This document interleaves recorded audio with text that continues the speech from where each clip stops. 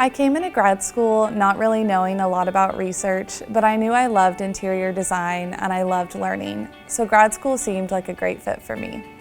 Starting out, I was really unsure about what direction I wanted to go for my research, but one of my professors had a guest speaker present during class one day, and she spoke about her job as someone who studies human factors and the built environment at NASA.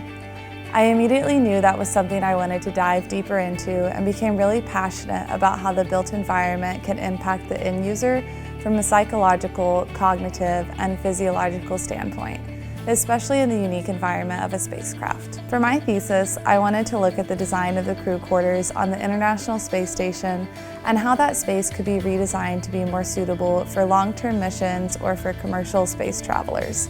I used virtual reality to simulate two environments, one based off the existing crew quarters and one designed with biophilia in mind.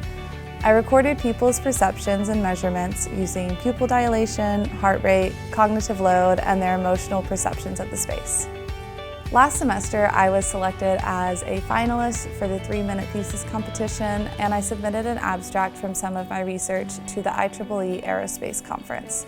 I was able to publish that paper and present my research at their conference in Montana earlier this semester.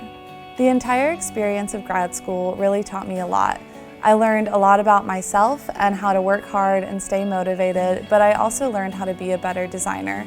I learned how to look at things from a different perspective and how to think outside the box when it comes to research. I learned how to take a space and redesign it based off everything we know so far, then how to test that design with participants, and then create a final design solution that is informed by evidence-based design and the needs and wants of the end user.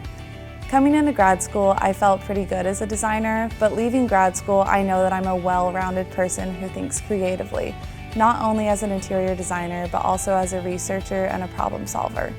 I'm hoping that this will help me as I pursue a career in the aerospace industry and continue to work on the design of spacecraft in the future.